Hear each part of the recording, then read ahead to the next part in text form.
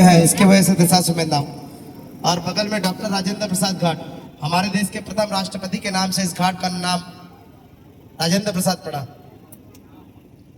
इस घाट का भी निर्माण 1983 में हुआ था। और बगल में मान मंदिर घाट है, राजा मान सिंह का ऑब्जर्वेटरी है, सेम पैलेस दिल्ली और जयपुर के अंदर मिलेगा। राजा मान सिंह का मान मंदिर घाट, इस पैलेस का निर्माण 1600 से 1610 के बीच में तैयार हुआ था। और इसके बगल में ये जो बिल्डिंग है, बिल्डिंग के ऊपर छोटा सा मंदिर दिखाई दे रहा है। इस बिल्डिंग का हिस्ट्री है, ये राजा हरिश्चंद्र के मालिक वीरबाहु कालूडोम का मकान है। इन्होंने राजा हरिश्चंद्र को खरीदा था। सिर्फ चक्रवर्ती सम्राट के महल के ऊपर शेर हो सकता है, ये कोई राजा नहीं, फिर भी इनके लेफ्ट राइट दोनों तरफ शेर बने हुए हैं। बड़े बड़े राजा आए इनके ऊपर चढ़ाई किए शेर हटाने के लिए, लेकिन कोई नहीं हटवा पाया। रीजन, सिर्फ 2 शब्द बोलते थे, मैं शेर हटा लूंगा, लेकिन तुम्हारे मरने के बाद तुम्हारा अंत्येष्टि क्रियाक्रम कौन करेगा। सिर्फ वीरबाहुओं को आदेश है शमशान में संस्कार कराने का, इसीलिए कोई राजा इनके ऊपर हावी नहीं हुआ। और चक्रवर्ती सम्राट राजा हरिश्चंद्र के मालिक थे ये। चक्रवर्ती सम्राट राजा हरिश्चंद्र के मालिक तो महाचक्रवर्ती हुए ना, बस यही रीजन है। और ये बगल में घाट का नाम है मीर घाट, मीराबाई का भजना आश्रम है। और जस्ट बगल में देखिए वो हरी वाली लाइटें जल रही हैं 2 पेड़ के जस्ट नीचे, ये पशुपतिनाथ का मंदिर है। सेम मंदिर आपको काठमांडू नेपाल में देखने को मिलेगा, सेम टू सेम मंदिर काठमांडू नेपाल में देखने को मिलेगा। जस्ट मंदिर, पेड़ के पीछे मंदिर दिखाई दे रहा है, ये नेपाल के राजा ने अपने पत्नी ललिताबाई के नाम से बनवाया था। ऊपर में जो गुंबज लगा है वो 51 किलो सोने का गुंबज है, अभी पेड़ से ढका हुआ है, इसकी वजह से दिखाई नहीं दे रहा है। अम्मा, मेरा जो ज्ञान कहता है वो जो सोने का 51 किलो गुंबज है वो श्रापित है, उसे कोई छूता नहीं है। अगर कोई छुएगा तो अंधा हो जाएगा, जिसकी अचानक आंख की रोशनी जाएगी तो वो व्याकुल होगा, उतने ऊपर से गिरेगा, पत्थर पे गिरेगा तो उसकी मृत्यु होनी तय है।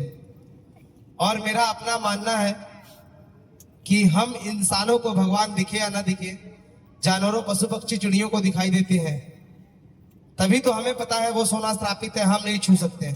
लेकिन हम इतने बड़े हो गए, आज तक किसी बंदर को भी वहां नहीं जाते देखा। बंदर छोड़िए, चिड़िया को उसके ऊपर नहीं बैठे देखा। तभी मेरा मानना सत्य हो जाता है कि हमें दिखे ना दिखे, जानवरों को दिखाई जरूर देते हैं। और ये बगल में जो व्हाइट शेड दिखाई दे रहा है, इस घाट का नाम हुआ करता था 2019 के पहले जलाशयन घाट। नाम सुना है? भीम जिसको 2 भाग करके फेंके थे, एक समुद्र में और एक आग में, ये उन्हीं का घाट था, जलाशंत का।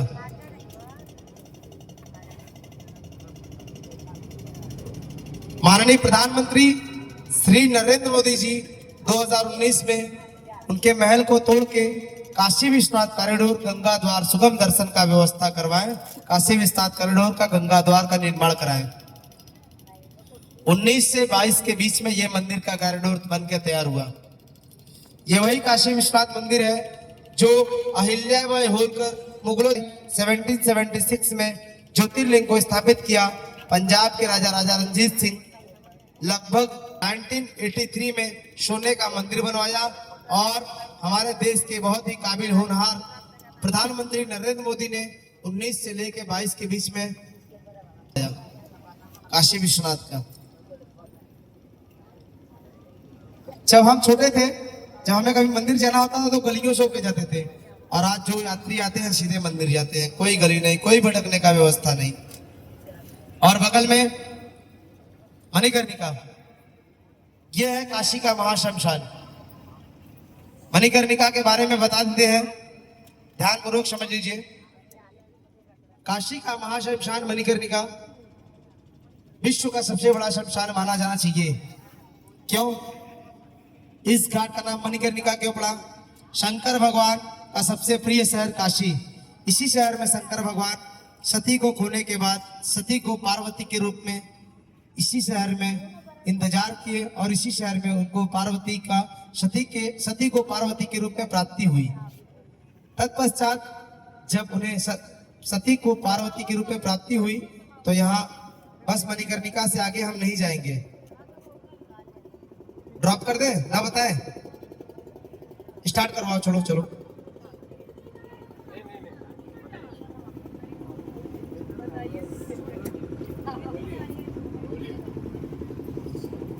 जब उनको सती को पार्वती के रूप में प्राप्ति हुई तब यहाँ पार्वती के बाद शादी के बाद वो यहाँ आए।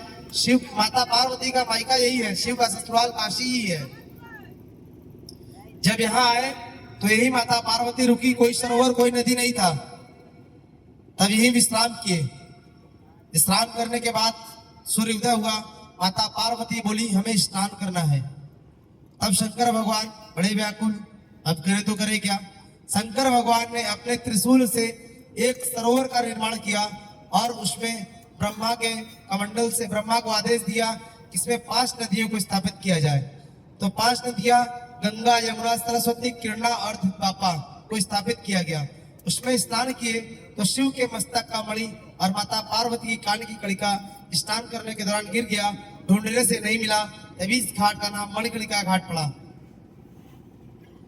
तब भगवान भोलेनाथ माता पार्वती ढूंढने से नहीं मिला तो क्रोधित हुए। शंकर भगवान तांडव करने लगे। तांडव करते करते अपने तीसरे नेत्र से अग्नि प्रज्वलित कर दिया और श्राप दे दिया। बोले जैसे हम मणि और कड़े के लिए जल रहे हैं उसी प्रकार यह घाट 24 घंटा चलना चाहिए। भविष्य में कभी 1 मिनट मात्र यहाँ की अग्नि ठंडी होगी तो ना कि काशी या भारतवर्ष के अंदर, अभी तो पूरे विश्व में प्रलय हो जाएगा। ऐसा सुनने के तत्पश्चात भगवान विष्णु ने कछुए का रूप धारण किया और उनका मणि ढूंढ के दे दिया। कहा प्रभु ये आपका मणि है, आप अपना श्राप वापस ले लीजिए, नहीं तो पूरी सृष्टि का विनाश हो जाएगा। ये काशी में कौन आएगा भ्रमण करने के लिए। तब विष्णु को शंकर भगवान ने कहा नहीं, मेरे द्वारा दिया हुआ श्राप नहीं बदल सकता। तब विष्णु ने कहा नहीं कुछ करिए। तब शंकर भगवान ने कहा जाइए, आज के बाद किसी भी युग में इस पृथ्वी पर मृत्यु लोक में, इस शहर में काशी में मेरे द्वारा जलाई हुई अग्नि से जिस किसी का अंत्येष्टि क्रियाक्रम होगा, मतलब उसके मरने के बाद दाह संस्कार होगा, मेरे द्वारा प्रज्वलित हुई अग्नि से उसे मोक्ष की प्राप्ति होगी। मोक्ष का मतलब जन्म मरण से मुक्ति, इसीलिए काशी मोक्ष नगरी मानी जाने लगी। यही है वो घाट। और इसके बगल में मंदिर देखिए, ये रत्नेश्वर महादेव का मंदिर है। काशी करवट नाम भी पड़ा। माँ के ऋण से मुक्त होने के लिए एक बेटे ने बनवाया, इसीलिए रेणुकेश्वर टेम्पल भी कहते हैं। प्रत्येक मनुष्य के जीवन में 4 प्रकार का ऋण होता है, पता है सबको? कौन कौन? 5 साल के बाद बच्चा 4 ऋण से बंध जाता है। 5 साल उम्र होने के बाद बच्चा 4 ऋण से तो बंध जाएगा। कौन कौन सा बताएं? नहीं पता? पहला मातृ ऋण, पितृ ऋण, देव ऋण। मंदिर जब विद्यालय जाने लगेगा तो देव गुरु ऋण। गुरु को गुरु दक्षिणा देने के बाद गुरु ऋण से मुक्ति। मंदिर मस्जिद दर्शन करने से, दान पुण्य करने से गुरु ऋण से मुक्ति, देव ऋण से मुक्ति। पितरों के नाम से पितृ विसर्जन होता है, पितृ ऋण से मुक्ति। मातृ ऋण से मुक्त होने का कोई उपाय है कोई उपाय? नहीं है। तब एक बेटे ने दृढ़ संकल्प लिया, वो बेटा रत्नाबाई का था। उन्होंने कहा मैं अपने माँ के ऋण से मुक्त होके अमर होना चाहता हूँ और मैं काशी में मंदिर बनवा के अपने माँ के ऋण से मुक्त हो जाऊंगा। तब वो ये मंदिर बना, सामने है आपके, जस्ट सामने।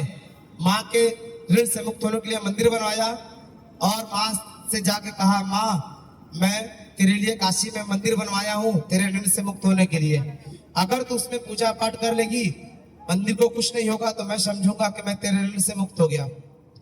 तो माँ बोली, आज तक तो बेटा कभी कोई अपनी माँ के ऋण से मुक्त नहीं हुआ। चल मैं पूजा पाठ करने की प्रयास करती हूँ, देखती हूँ क्या तू सफल होता है। माँ पूजा की थाली लेके जैसे ही घर से एक एक कदम आगे बढ़ाती है, मंदिर के पास आके देखती है तो मंदिर टूटा हुआ है। हमारा धर्म कहता है खंडित मंदिर खंडित मूर्त की पूजा नहीं होती है। अगर ऐसा संभव होता तो हमारे भारतवर्ष के अंदर घर से ज्यादा मंदिर होता, क्योंकि हर घर में 1 से 2 बेटे होते हैं।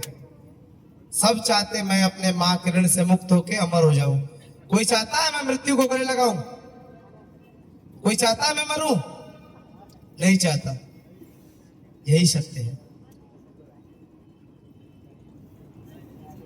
और मैं आप लोग को एक छोटा सा और बात बता दूं, आगे आपकी इच्छा। काशी में आप नाव से भ्रमण किए, सिर्फ नाव की यात्रा नहीं, वो पंचकोशी यात्रा थी। काशी में जो भी लोग नाव से आते हैं, यात्रा करते हैं, तो नाविक को कुछ न कुछ दान स्वरूप दे के जाते हैं। क्यों?